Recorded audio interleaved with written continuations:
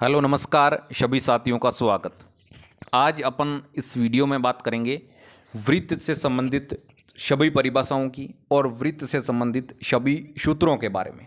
कहने का मतलब है वृत्त का जो सारा का सारा बेसिक मैटर है उसके बारे में बात करेंगे, ताकि आपको वृत्त का बेसिक से संबंधित कोई किसी प्रकार का डाउट नहीं हो। सबसे पहले तो मैं आपको बता दूं, ये होता है वृत्त। वृत्त किसे कहते हैं? एक प्रकार से यूं कह सकते हैं गोला होता है वृत्त। देख लो, परिभाषा आपके सामने दे रखी है। किसी एक निश्चित बिंदु से, यानी ये आपके बिंदु हैं, इस निश्चित बिंदु से समान दूरी पर स्थित बिंदुओं का बिंदु पथ क्या कहलाता है? वृत्त कहलाता है। यानी एक निश्चित बिंदु से उसके चारों तरफ समान दूरी पर अपन बिंदुओं को आपस में एक रेखा के माध्यम से मिलाते हैं, उसे क्या कहते हैं?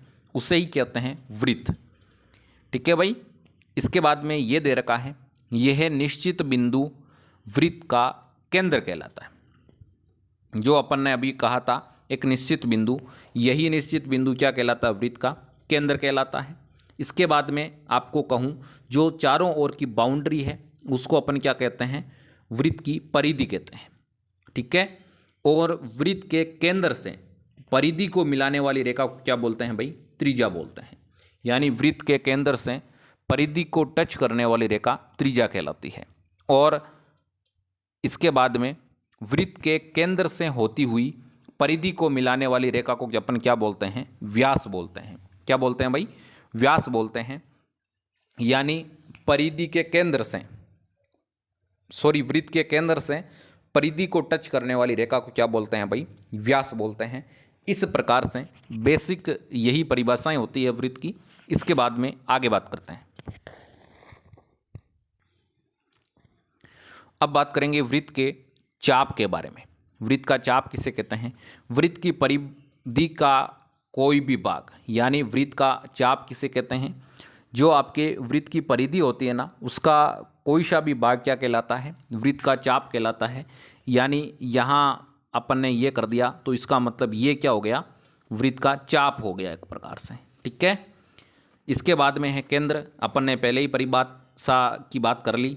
यानी वृत्त के स्थित सभी बिंदुओं से समदूरस्थ बिंदु, यानी वृत्त के सेंटर पॉइंट को अपन क्या बोलते हैं? केंद्र बोलते हैं। क्या बोलते हैं भाई? केंद्र बोलते हैं। बात आती है जीवा की। एक रेखाखंड जो वृत्त पर स्थित किन्हीं दो बिंदुओं को आपस में मिलने पर बनता है। जीवा किसे कहते हैं? वृत्त की परिधि को दो बिंदुओं से परिधि में आपस में जिस रेखा से मिलाते हैं उसे क्या बोलते हैं? जीवा बोलते हैं। यानी ये देखो, इस चित्र में यहाँ पर है और ये लाइन अपने क्या होती है? ये लाइन होती है जीवा। ठीक है। इसके बाद में है एक जीवा वृत्त को दो वृत्त खंडों में विभाजित करती है। यानी दो वृत्त खंडों में विभाजित करती है। एक तो हो गया ये वाला वृत्त खंड और दूसरा हो गया कंप्लीट, पूरा का पूरा। अब बात आती है वृत्त की परिधि की। वृत्त के चारों ओर की वक्र लंबाई, यानी जो ये चारों ओर की बाउंड्री आपको दिखाई दे रही है, यही क्या होता है? वृत्त की परिधि होती है। ठीक है। यहाँ तक तो मेरे हिसाब से आपके कोई किसी प्रकार की दिक्कत परिभाषा से संबंधित नहीं है। अब बात आती है वृत्त के व्यास की।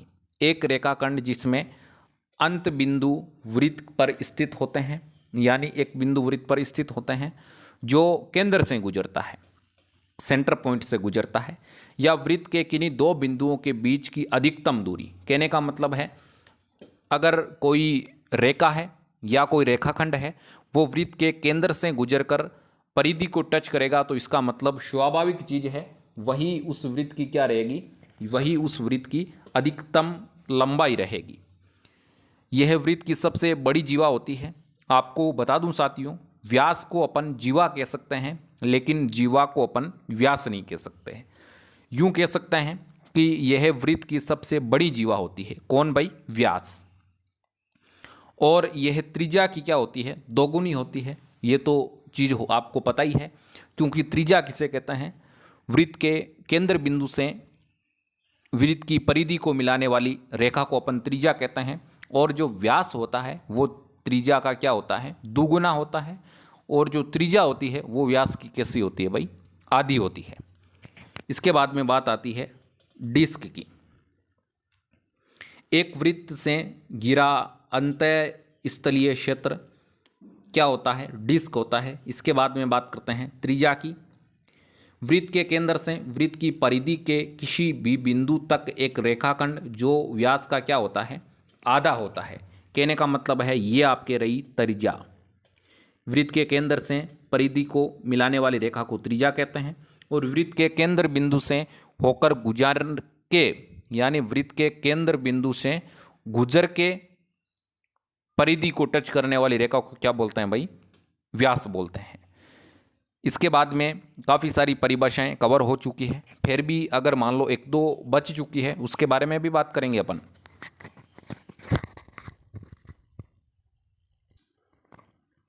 ये जो आपके स्क्रीन पे आपको चित्र दिखाई दे रहा है ये किसका है भाई, ये वृत्त का चित्र है। और ये अपने क्या हो गया, यहाँ तक का ये हो गया आपके वृत्तखंड। क्या हो गया भाई, वृत्तखंड हो गया। इसके बाद में ये क्या हो गया भाई, ये हो गया अपना त्रिज्य खंड। क्योंकि त्रिज्या, दो त्रिज्याएं हैं, उसके बीच के अपन भाग को क्या बोलते हैं, त्रिज्य खंड बोलते हैं। क्या बोलते हैं भाई, त्रिज्य खंड बोलते हैं। और ये यहाँ से यहाँ तक का क्या हो गया, ये हो गया अपना चाप।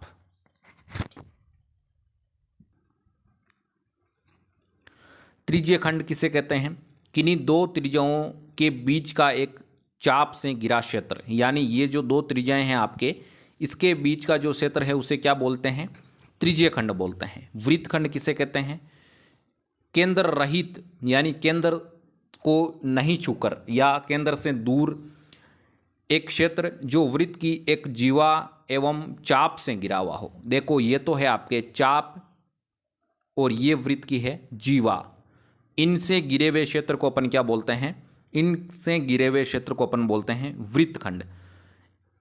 एक जीवा वृत्त को दो वृत्तखंडों में विभाजित करती है। ये तो मैंने आपको पहले ही कह दिया, एक तो वृत्तखंड ये हो गया और बाकी का पूरा। अब बात करते हैं छेदन रेखा या छेदिका की।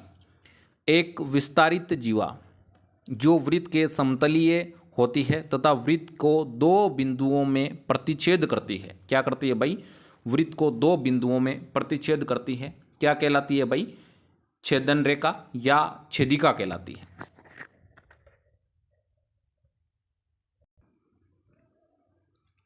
एक होती है आपके स्पर्शी या स्पर्श रेखा, जो किसे कहते हैं, वृत्त के समतलीय सीधी रेखा जो एक बिंदु पर वृत्त को स्पर्श करती है। यानी ये जो एक बिंदु पर वृत्त को स्पर्श करती है ये क्या होती है, ये होती है आपके स्पर्श रेखा। और ये भी ध्यान रखना, एक वृत्त से अनंत स्पर्श रेखाएं खींची जा सकती है। अर्धवृत्त किसे कहते हैं, वृत्त के व्यास तथा व्यास के अंत्य बिंदुओं से बने चाप के मध्य का क्षेत्र अर्धवृत्त कहलाते हैं। अर्धवृत्त का क्षेत्रफल वृत्त के संपूर्ण क्षेत्रफल का क्या होता है, आधा होता है। नाम से आपको पता चल रहा है अर्धवृत्त का मतलब आधा वृत्त, तो इसका मतलब क्षेत्रफल भी क्या हो जाएगा भाई, आधा हो जाएगा।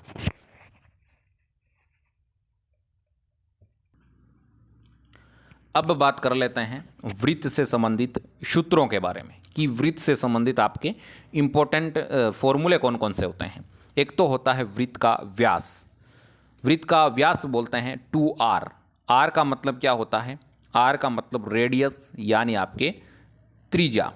जो यानी आपके वृत्त का व्यास होता है वो त्रिज्या का क्या होता है, 2 गुना होता है, यानी मल्टीप्लाई 2। वृत्त का व्यास त्रिज्या का 2 गुना होता है। वृत्त की परिधि का सूत्र क्या होता है, 2πr। r का मतलब तो त्रिज्या और पाई का जो मान है वो क्या होता है, 22/7। क्या होता है भाई, 22/7 होता है। या अपन यूँ कह सकते हैं 3.14। क्या होता है भाई, 3.14 होता है पाई का मान। वृत्त की परिधि किसे कहते हैं, पाई डी को कहते हैं। वृत्त का क्षेत्रफल किसे कहते हैं, पाई आर स्क्वायर, यानी पाई 22/7, आर का मतलब त्रिज्या, त्रिज्या का स्क्वायर क्या कहलाता है, वृत्त का क्षेत्रफल। अब अपन को अगर वृत्त की त्रिज्या निकालनी है तो वृत्त का क्षेत्रफल बटावा पाई का रूट, यानी रूट वृत्त का क्षेत्रफल बटावा पाई। ये क्या हो जाएगी, ये हो जाएगी वृत्त की त्रिज्या। और अपन यूं भी कह सकते हैं व्यास की आदि क्या कहलाती है, वृत्त की त्रिज्या। तो इस प्रकार से साथियों आपको मैंने वृत्त से संबंधित संपूर्ण परिभाषाएं और संपूर्ण महत्वपूर्ण सूत्र के बारे में बताया है। तो उम्मीद के साथ कह सकता हूं कि आपके कोई भी किसी भी प्रकार का डाउट नहीं है।